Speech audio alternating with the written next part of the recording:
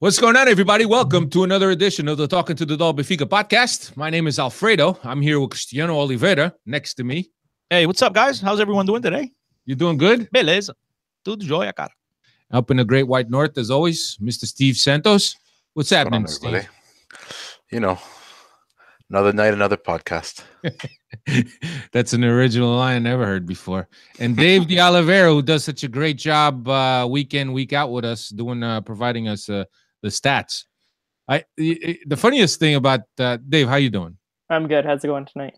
Captain America right there. Not Captain America, Captain Morgan. The funniest thing about Dave is that when you think that Dave can't come up with any more genre stats, there's a few more out there that he could come up with. He keeps on adding to the goal total, so let's bring it on.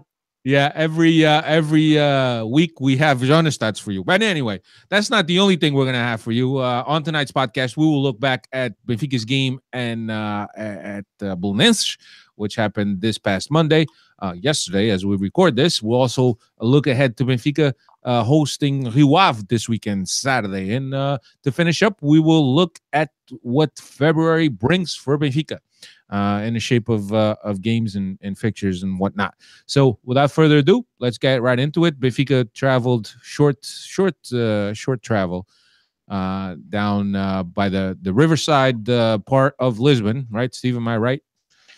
It's pretty close to the river, man. Riverside part of Lisbon to face the Belenenses this past Monday. I'll give you the lineup. Varela was in goal. Almeida, Ruben Dias, Jardel, and Grimaldo across the back. Face the Pizzi, Joao Carvalho, Salvio, Servi, and Jonas. So here we are. We debated beforehand last week's pod about who was going to step in for Krovinovic. And I think most of us said probably Joao Carvalho, even though there was couple doubts on whether or not Vitória would revert back to the 4-4-2 that he started the season with, or if it was going to be Samaris, whether it was going to be Joao Carvalho. But I think for the majority of us, I think the consensus was going to be that Joao Carvalho was going to get that opportunity, and so he did. And Steve, I guess let's before we start talking about the game, and if you guys watch the game, there's probably not much that we could talk about the game, as it was a pretty boring, if you will, affair.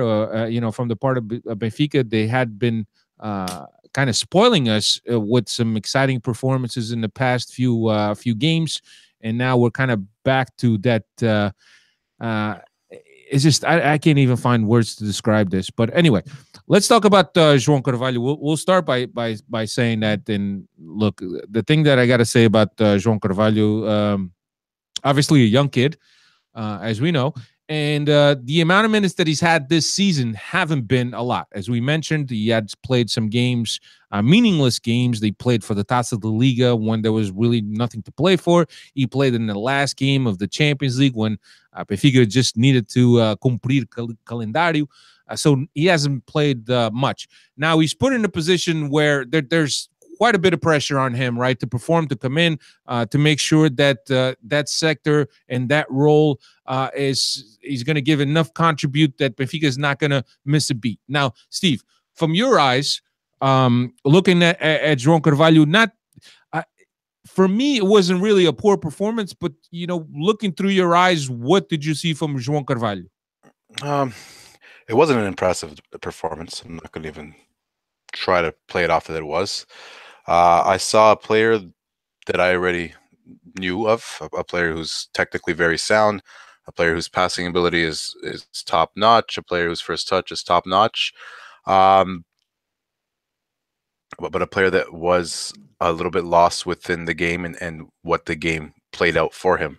Belenenses came out and played a very aggressive match, pressing very high.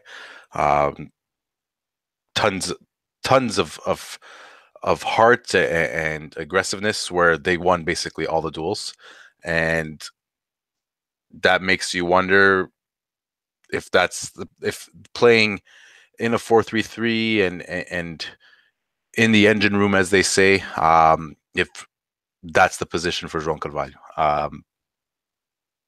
I'm not gonna. For me, the jury's still out. It's too early for me to say he can't play in that 4-3-3. It's too early for me to say that yes, that's his position. He's the bomb. He's amazing. I'm not going to go there either.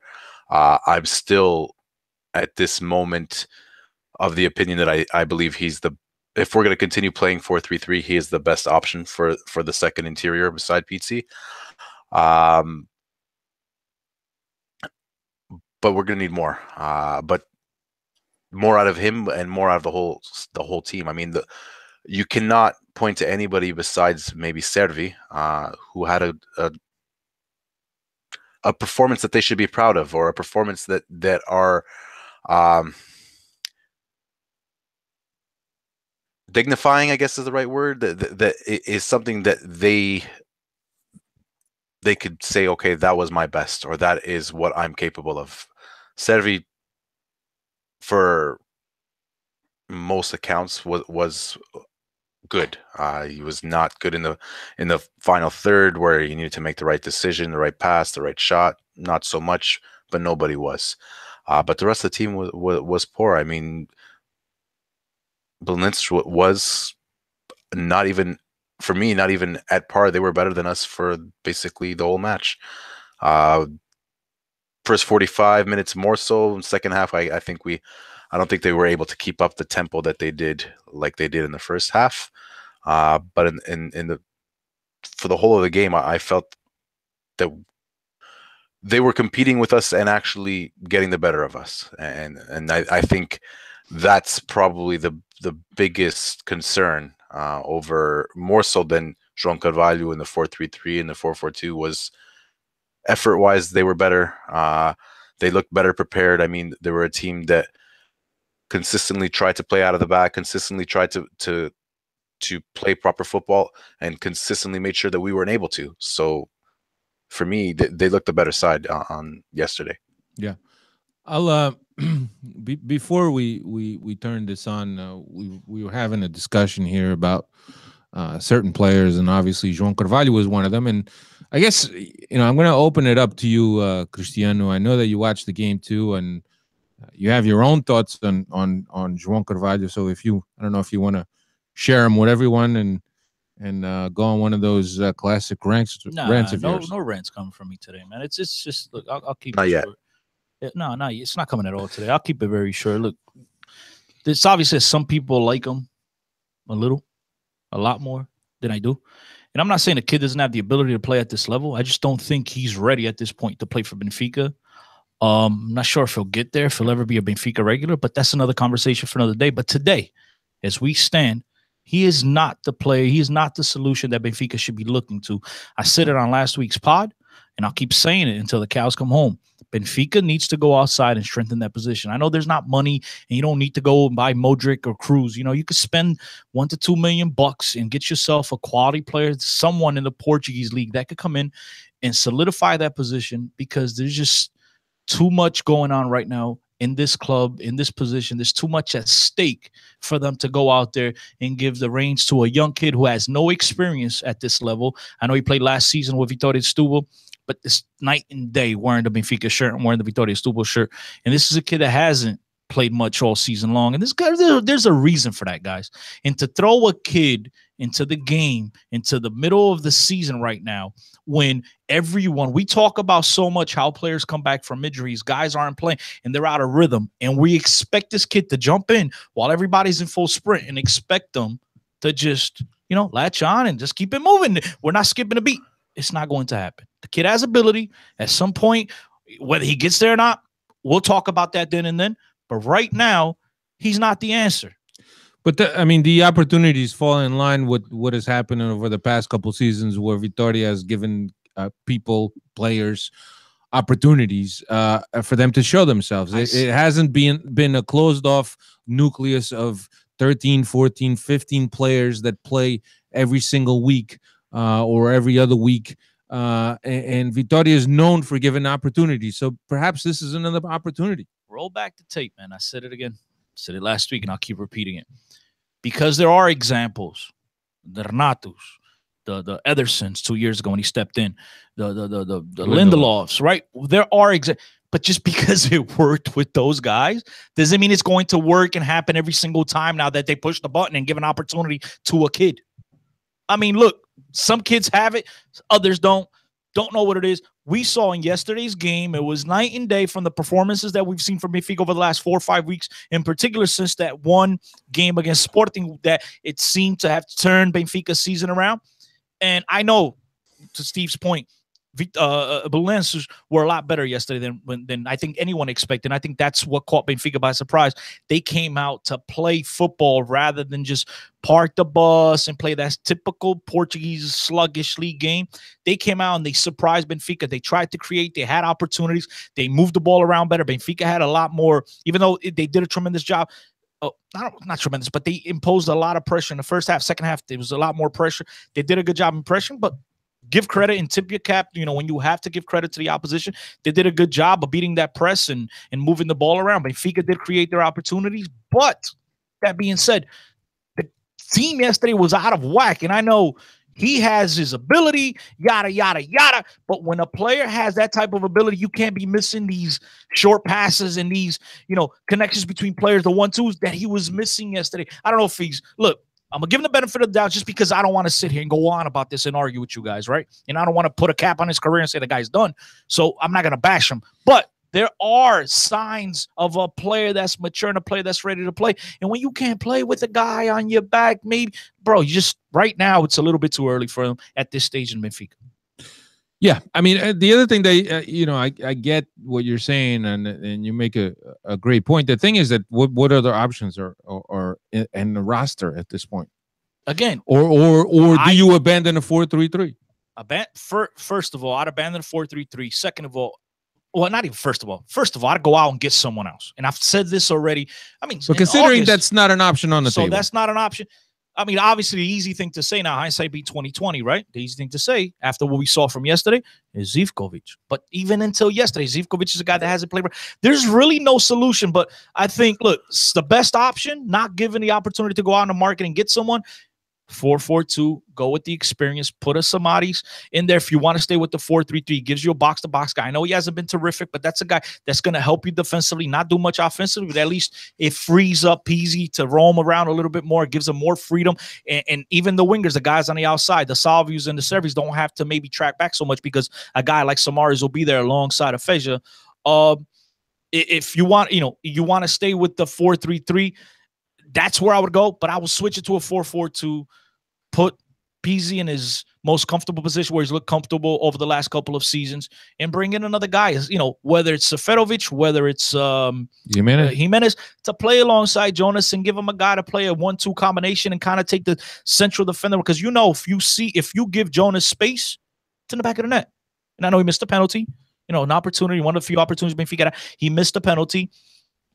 But you give Jonas space, he's burying it. Maybe that creates space for a guy like Jonas. So I don't know, man. Joao Carvalho is not ready, guys. He's not ready. I'm sorry. And I know you guys are upset because you're lifelong Benfica. He's terrific. Great. It doesn't mean the guy's going to get it from one day to the next. He's just not ready at this point. You're basing his 60 minutes versus Belenenses when everyone else was crap to say that he's not ready? Yeah, absolutely. Because I've seen him play. He had one thing where he came in. It was a substitution. I forget who was Feirense, I believe. Not too long ago, where he stole the ball, passed it to Jonas. He scored. Yeah. I think it was Feirense, right? I believe it was Feirense.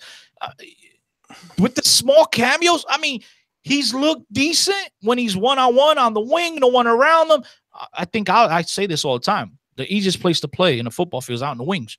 You got nothing but room in front of you. And when you do have defenders one-on-one, if you got any type of ability, you're going to get around them. He looked decent. But again, I've seen him in spurts. I've seen him play Vitória Setúbal last year, and I never once said, wow, this guy, this guy right here, I got to look out for him. This guy's, he could be on Benfica 11 next year. I never once saw that. I never felt that way. Okay. I never felt that. When I saw Krovinovic play, and we talked about it last season, go roll back the tape after the games against Rio Ave, I say, Krovinovic is a nice player, man. That's a guy that's interesting. When we saw Studio and Benfica, the guy that's now being linked to Benfica, Evangelista, roll back the tape. I said it right then and then, the very next spot. Evangelista looks good. That's the guy Benfica should look at. I never once said that about Joao Carvalho. Okay. I've liked Joao Carvalho since the first time I saw him at the B team. So yeah, see, Steve, you've seen him play with the B team. You've Yeah. seen him play a lot more than I did, I should say. So, we just like the João Felixes of the world and these guys that we had an opportunity to watch play. We kind of, we start liking them and we grow this, um amor pros guys, pros nossos. But again, dude, they're good players.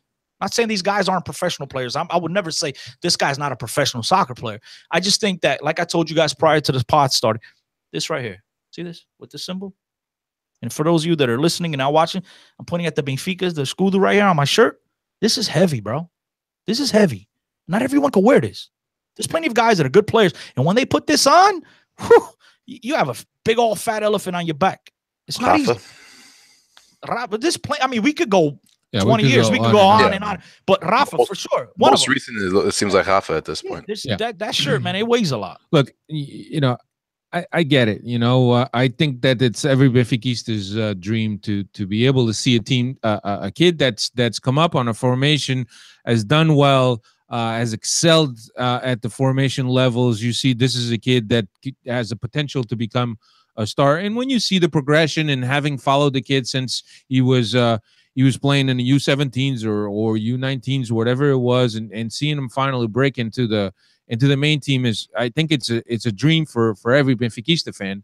So I get the affinity that Steve and I both have for João Carvalho, having seen him come up from the juniors and play in the B team, and then evolving as a player. Is he ready to play at this level?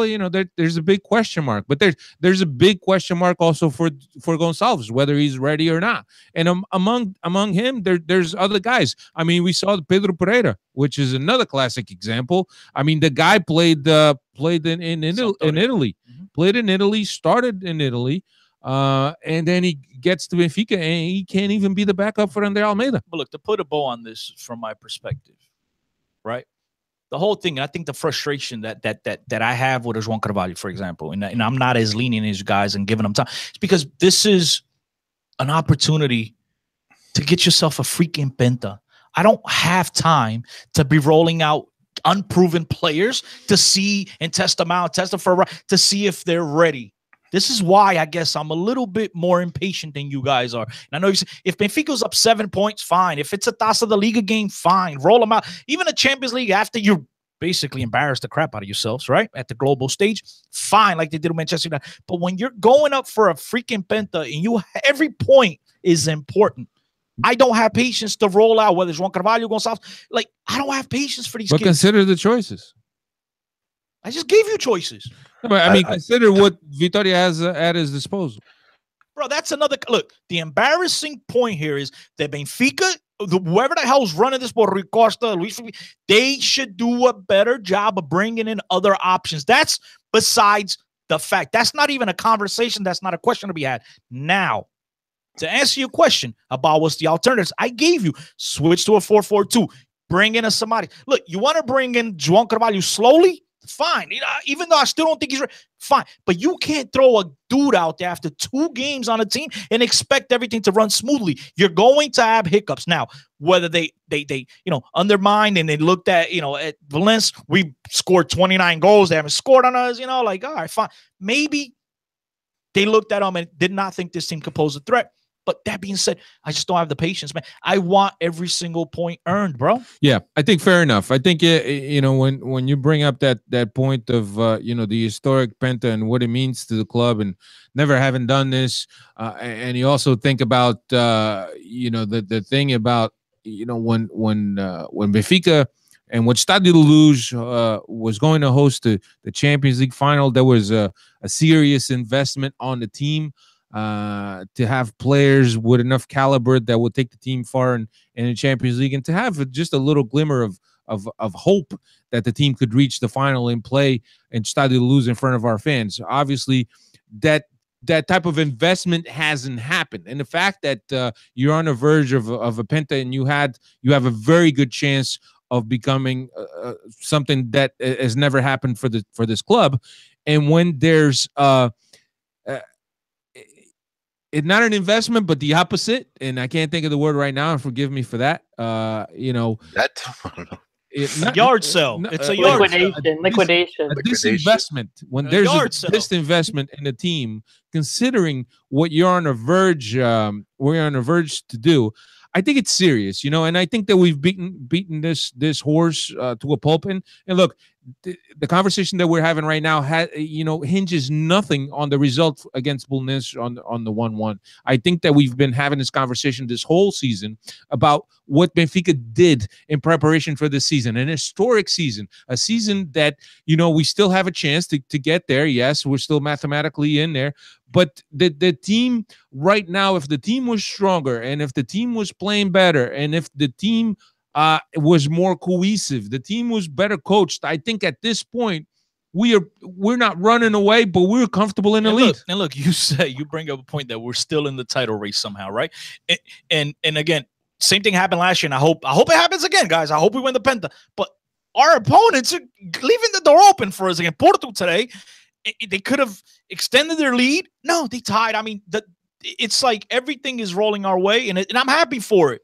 Right, I'm happy for it, but it's still no excuse for them not going out and bringing in players. And I think that's annoying the crap out of me is that no one's really asking the questions to the president. No one's really posing these questions. We don't have any answers. I know we're all speculating. Steve's like, there's no money. The guy's no money. Fine, but where do you what the club said they had money? Now there's no money. Like, people are paying memberships for this. You deserve a freaking answer. Well, it's the interviews that he gives to Benfica's TV. So he's lying, though. But he's lying because he's doing the total opposite of everything he said. Yeah. So, just a quick example, just to illustrate the season that we're in, and then we'll get back into the game. This is the worst points total for Benfica over 20 games since 2008, 2009. In 2008, 2009, we had 40 points. This season we have 47 points. Every season since 2008, 2009, we have more than 47 points at this point in the season. Anyway, turning back our attention to the Belenenses game. So yeah, poor first half. The second half, I thought the second half was better. We were more motivated. There was more intensity, but still lack of definition, lack of ideas in the final third, and the team, I thought the team overall was poor, especially from the midfield up. I mean, obviously, Fesa is going to be Fesa, but Pizzi non-existent like he has been this whole season. The Krovinovic, to me, the biggest thing with Krovinovic is the fact that when he got the ball, there was some ideas there. There was a direction to go forward. There was an intention to go forward. There was passing combinations, balls that were delivered, that were delivered playable, and a player that's getting the ball that could do something with the ball, such as the quality of the pass. So we lost a lot of that in Krovinovic. It wasn't just his imagination and his talent and his playmaking abilities. I think that there was a lot more to be said about what Krovinovic offered this team. He also lifted off a lot of pressure off of Pizzi, who was before then the main guy and the main playmaker that the team depended on. And since he had such a crappy year, we needed somebody else to step in, and Krovinovic was that guy. Honestly, there's no one in the plantel right now in the roster that could be just a mirror of Krovinovic right now. There's no one. So whoever Vitória puts in there, I guess they'll try to do the best. I think that I'm with you, Steve. I think that we need to give more time to Carvalho. I think it's too early to say he's no good. I think Cristiano also brings up great points that at this point of the season and how critical the season is right now, it's perhaps not the best idea to be putting in unproven kids that, regardless of their talent level, are probably not going to come in and make an immediate impact. Yeah, Steve. But to go back to Chris's point earlier about patience, the options that you suggest, the 4-4-2 with Seferovic or Jimenez, or playing 4-3-3 and sticking with Samaris, I'll have to admit that my patience is exhausted for those three players. I mean, given what they've done till now, never been a fan of Jimenez. Seferovic, early. I guess it's somewhat early for him because he was really hot at the beginning and then died off. Samaris has been a shadow of that 1 6-month spell that he had under JJ for the past 2.5 years. That's why for me, I rather give time to Joao Carvalho and see what he is or isn't capable of, if he is or is not ready, then see these guys go out there and basically further cement my ideas on what type of players I think they are. And that's where I go with this whole thing. Yeah. The fact that the club should have invested or the right way to go was to have one more big signing and try to slowly bring in Carvalho, et cetera, et cetera. I'm not going to say that's wrong. I just don't. Honestly, if that was something that was viable or if something that we could actually do, I think that card would have been played in September. Yeah. Or August, whatever. You know what I mean? Before the September deadline. I don't think we have that financial power, even within the league, to go out and grab a player now. We'll go and muscle like you guys were saying before the pod. Go and muscle up to Estoril and say, you know what, we're going to give you $1 million to take the rest of the loan. Whatever you owe Udinese for the loan, we'll cover that too, et cetera, et cetera. I don't think we have that. I really don't. Yeah. Anyway, it just, it's a matter of timing. I think that you guys both bring up great points, but the timing and the importance of the season, I think, to me is what resonates the most and upsets me a little bit that that the club has done or lack of doing, if you will. So anyway, and since we're shopping for Krovinovic replacement, might as well send out. I am. Since we're shopping, you are. I think you and the fans are the only people who actually are. I got my scouts out. They're right now on the convoys and the ferries. They're going out, to do the scouting. And while we're at it, they're not at the MLS training camps. No. I mean, there's Tyler Adams might be a better option than Joao Carvalho. Hey, take it easy. What was I going to say? While we're shopping for a midfielder, we might as well shop for a goalkeeper as well. I mean, because maybe we get 2 for 1, guys. Maybe we get a deal. Studio got a goalie? Oh, Moreira, right? Bring back Moreira, because at this point, Jesus Christ.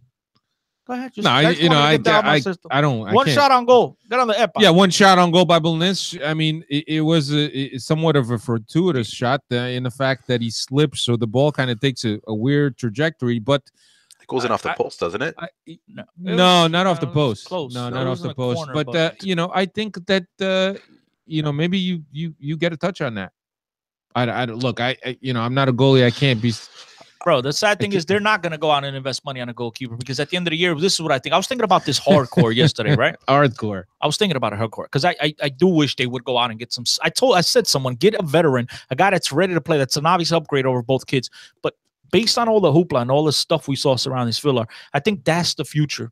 That's the guy that Benfica is putting. That's the basket they're putting all their eggs in. That's the guy they're counting on. I think he's going to be the number one going into the off season next or whatever it is into the summer. He's going to be the number one unless he gets beat out by Varela again if he's even at the club or wherever the hell is brought in. But I don't think they're going to waste money on a goalkeeper. But right now, guys, I think Varela, he's absolutely been culpable for, a handful of points so far for Benfica throughout this campaign. And hopefully these will be points that will not come back to haunt us. Yeah. So, you're sure that a better keeper would have reached that one? I don't know. He was shaky at other points, but at the goal, I was like, I don't know if I could. Yeah, it's a tough one. I don't know if I could fault him. The fact that I have to question it. Right? The fact that I have to question it. And then you attach that to the other ones that historically, I completely agree. To me, yesterday's goal. Yes, I still think it was. Listen, it wasn't a blast. It was a shot that was placed from the top of the box. And I think that a better goalkeeper would have gotten that. Let's move on. So Benfica does have the chance after a poor first half of going up on a scoreboard with a penalty for Jonas. Jonas steps up, misses, is his second miss in 18 tries. I mean, regardless, if you don't take them, you don't. 20? I think it's 2 and 18. 18. 10%. I thought it was 2 and 18. whichever Two, the percentage he is. missed 2 out no, of 20. I thought it was it was 18. Okay. two missed out of 18. So I mean, it's a pretty big percentage, and when you take those penalties, there's always Hey, bid on that. chance, whatever. Even Ronaldo misses penalties. Yeah, Messi even more. But anyway, I so missed one against Timmy Howard. that's right. It happens to the best of us. And then Belenenses comes back, as I mentioned, and right in the dying minutes of the game, and gets that goal, and it was dark. It was dark. Then we get the free kick, and Jonas kind of redeems himself with his goal. Jonas is only the fourth player in Benfica's history to score goals in 9 straight games. First one in 50 years. I mean, there's quite a list of guys here that they put up. Probably none of them that Arsenu, Julinho, and then Eusebi, of course, I thought Nolito did it, but or at least came close. No, not that many. I think Nolito had like 4 or 5. First time in 3 years that Benfica did not score from a PK in the league. January 2015, last time against Passos Ferreira. And then first goal from a direct free kick this season, and first since Lindelof scored against Sporting last season. Thanks, Dave. Isn't that the match, the Passos Ferreira match that Chris went on some crazy rant and with the first year of Rui Vitória? Might not. It's possible. I thought that's the game. Yeah, it's possible. So anyway, we come out with we had a chance to go up to first place, although with conditions, of course, and we missed that out.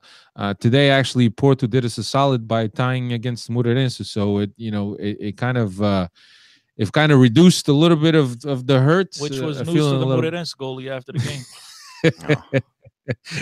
Anyway, so now we turn our attention to Rio Ave, a team that's given us some trouble this season, but they're clearly missing the most influential player that they had this season that moved on to Sporting. They're coming off of a heavy loss to Portimonense, I think 4-1, and so they're not going through their best period right now. Nonetheless, they are 5th in the league, 33 points from 10 wins, 3 ties, and 7 losses. Away from Estádio dos Arcos, 4 wins, 2 ties, 4 losses, 12 goals scored and 12 allowed. So 4 wins, 4 losses, 12 goals allowed, 12 goals scored. This is a team that's very balanced outside the Estádio dos Arcos. So nonetheless, and I know, Steve, that their coach Miguel Cardoso, is a guy that we have seen some things from, and we know that he's on a right track. I'm sure he will have something coming up for Benfica. Last 10, 7 wins, 1 draw, 2 losses. Last 5 at Stade Luge, Benfica has won all 5. Steve, tricky game for Benfica, and especially a tricky month, and I'll get into the month shortly, but this Rio Ave is always a tricky fixture for Benfica. Yeah. The bonus is, at this point, it's at home. It's coming at a tricky time is the best way to say it. The start of a difficult 3 or 4 weeks. A team that is quite confident in the way they play. Like you said, they lost their most influential and best player, but I think they're going to give us a hard run. I don't want to feel super duper negative, but I don't have good feelings for this match, to be absolutely honest. The intensity levels that were on display in Belém were way below what we've seen previously. If they're anything like that versus Rio Ave at home, I could very well see us have another negative result. So let's just hope that that's not going to be the case. I mean, Benfica, even without Krovinovic, playing with intensity, playing the ball quickly, should be able to beat Rio Ave. I mean, even a well-coached, good Rio Ave, player for player, we're better than they are. So if intensity levels are there, if the focus and the determination that you require are there, we should be able to win the match. relatively comfortably. But if you see another performance like you did it just on yesterday, very easily could we get another negative result. And actually, the way Belenenses played in the first half is somewhat similar to how Rio Ave plays, playing out of the back, playing the ball first touch, going through different sectors with good passes.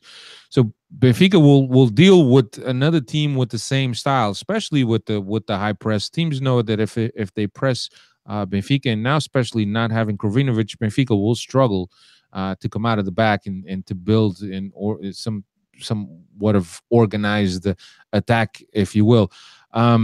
Cristiano, how Yuri is not playing though. That's good news. No, Yuri can't. Yuri won't play. Loan out. He won't score another crack of a goal like the other one he scored a couple of weeks ago.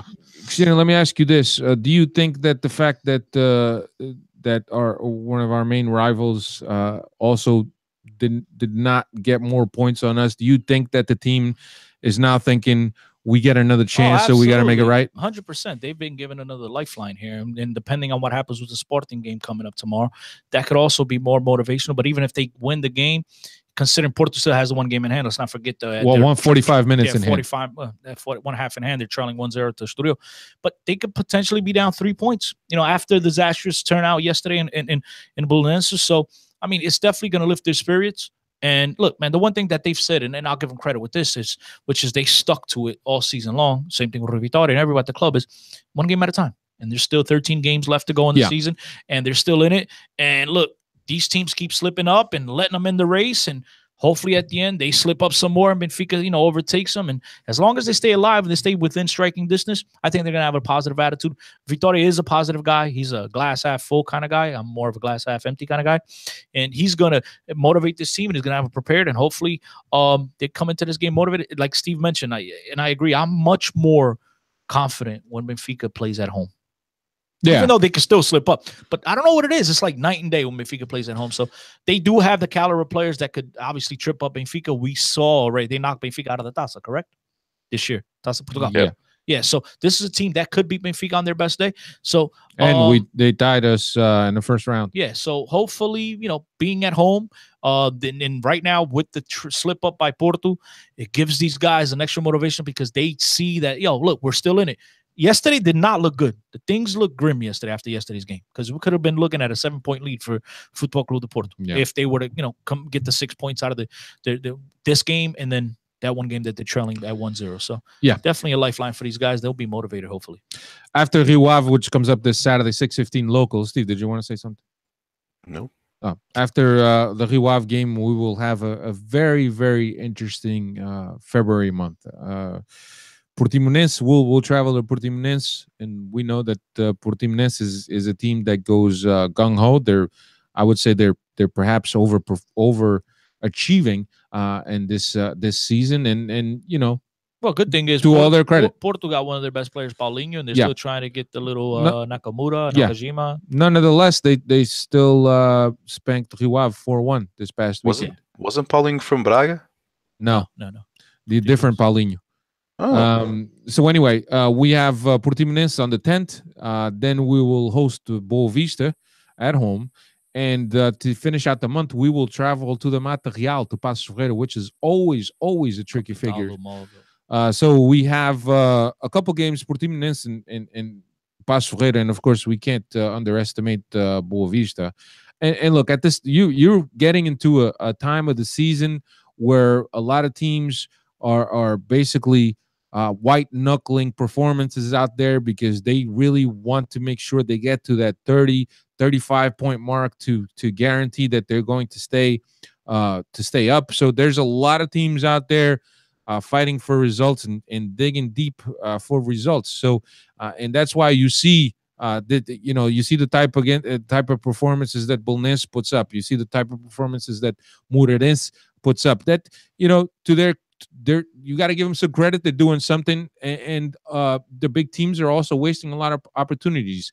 Jonas missing the penalty, Servi with then that 1-on-1 that he just hit into the river. The ball bounced. It did bounce. It did bounce. That made a difference. But this is the time of the season where teams start to fight.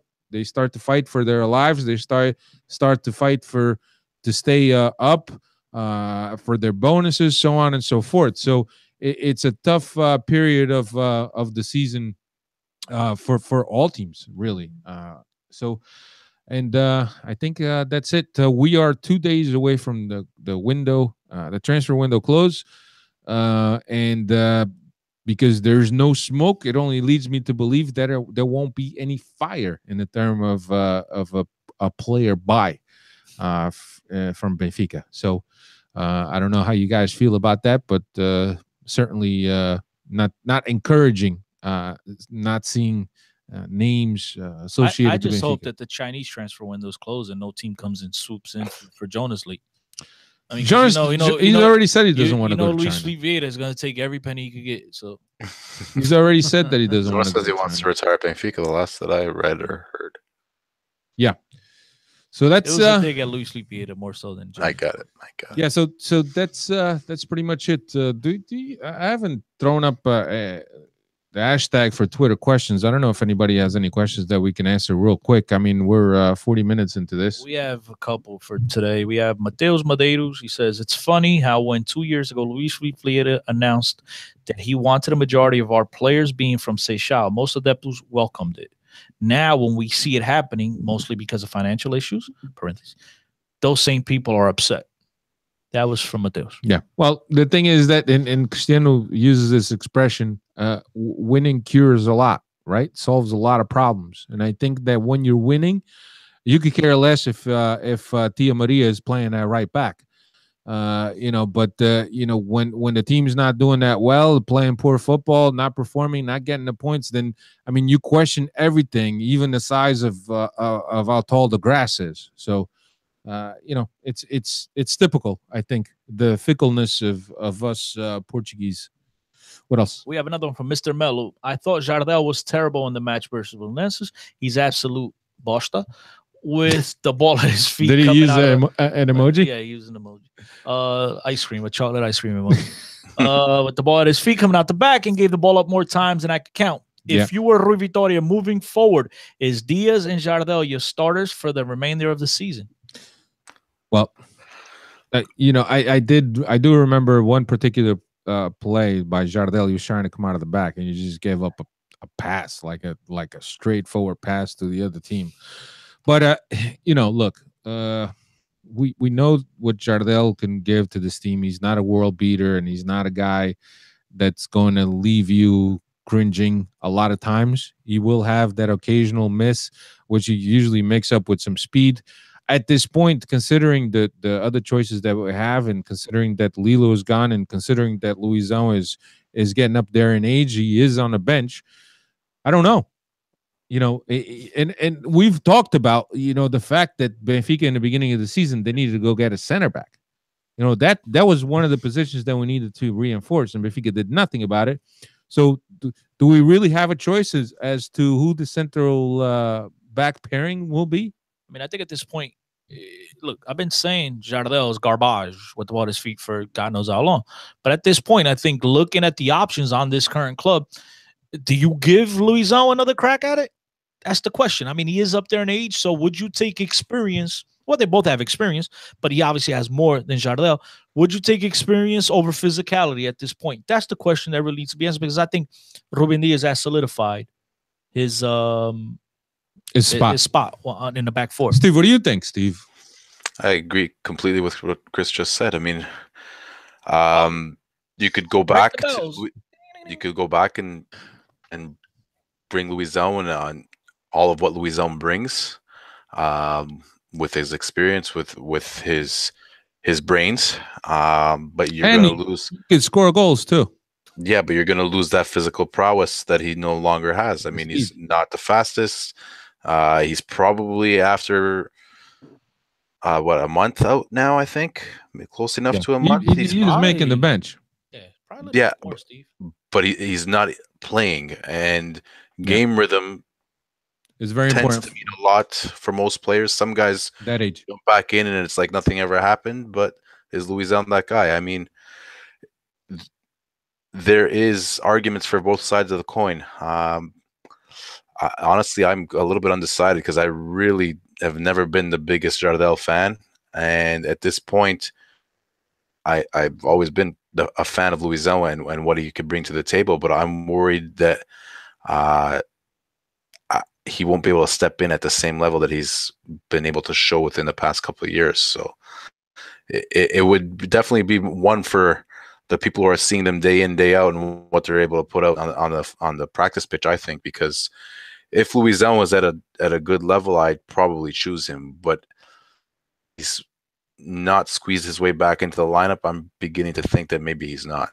Yeah, Steve, we said it here 3 years ago. Benfica should have gotten a young center back that could have replaced Luizão by now. And obviously, I think they tried that with Lisandro. It didn't work out. Cesar. Cesar. Forgot about him. Yeah, him. Sydney. And now they've but that was longer than 3 years ago. I'm talking about 3 years ago. Well, we kept renewing Sydney's contract because we kept loaning him because out nobody wanted to actually buy him. They just wanted to borrow him. And then I think Ruben Diaz is finally. I think is that one guy that we've been waiting on, a guy that's come in. I think he's the successor. Yes. But the problem is that they wait. Well, I don't want to say waited so long. I thought they could have maybe done better, but maybe they waited too long, or the players they brought didn't pan out. Then now it's like, now we need another one. Now Ruben Diaz, we need one more. You got Kalajsa, you got Lichkov. Yeah, but they're not at that. You got Ferro. Lichkov guy's still around. Yeah, he's on the B team. Last one here from Mr. Mello once again. Time for the horse to pass Zivkovic's door. Should he get a chance to start in Krovi's spot? We don't know. I think that he did play yesterday. I think here's what I think, right? I think that where Zivkovic lives is very hard to get horses in there. He lives on top of it, over there in Pedro Castelo. Ou é gelo, ou uma merda assim qualquer, sei lá. That's another. Look, he's a mystery. We have wondered here many times why Zivkovic doesn't get more chances. And it's funny. I wrote this down, but this was the first time Zivkovic has gotten playing time for the league since he got thrown out against Porto. Since his 2-minute cameo. Was it even 2 minutes? I don't even remember. 2 minutes and 35 seconds. There it is. 2-minute cameo against Porto. What else? That's it. No more questions? Just all the other questions are irrelevant, so I figured I wouldn't. Are irrelevant? No, there's no more questions. No, okay. Come on, it's part of the radio show. You can't say you don't have any more questions. We didn't put up the hashtag, and usually we have enough material, but today, 9:47. It's good. 45 minutes, ideal podcast length. That's right. Steve is loving life. Anyway. Next week, we'll be back. We will recap the game against Rio Ave, which, as I mentioned, happens this Saturday. And we'll also look ahead to that Portimonense game, which is going to be very, very tricky, especially down at the Algarve. The one game played down south. Yeah. Everybody, have a good week. Thank you very much for checking us out. Don't forget our friends over at planetbenfica.co.uk. At Steve Santos 6 is where you can find Mr. Steve Santos on Twitter. At Tencio10 is where Chris usually is. Dave doesn't have a Twitter. Benfica Podcast at Benfica Podcast is where you can find the Benfica Podcast Twitter. BenficaPodcast.com is our website. Has all the shows there. Also available on iTunes. Now also available on Google Play, Google Music, Google Play Music, and Stitcher Radio. So all the formats for all your listening pleasure. Thank you very much. I meant to give a shout out to somebody, but I forgot. Anyway, João Felix scored a hat trick for the B team. You give a shout out now. We're still on air. João Felix scored a hat trick for the B team. Keaton Parks played. He also had part in one of the assists for João Felix. Always good to see Keaton Parks doing well and our homeboy CJ doing well out there. So that was your shout out? Yeah, I forgot who was going to shout out. I forgot who was going to shout. Good luck to the Portuguese futsal team that is going to be playing the European Championship in somewhere in Eastern Europe. João Felix scored 4 goals today. Wow. João Felix scored 4. Well, he wasn't wrong. Opa. He wasn't wrong. He had a hat trick. But then he just added plus one. Yeah, plus one. A poker. Wow, that's good. Yep. When is he going to make the A team debut? Just kidding. Anyway, I think that's all I got. Cristiano, did Don't you they have gotta play like 80 games? Helder said they gotta play 80 85 games. 85. Where's he at now? He's only at 37.5. Tá lixado, então. Anyway, let's wrap this up. Thank you very much again. We'll be back next week. Everybody, enjoy yourselves. Be good to one another, and Peace and love. don't do drugs, the hard ones. May Later. the Lord be with you.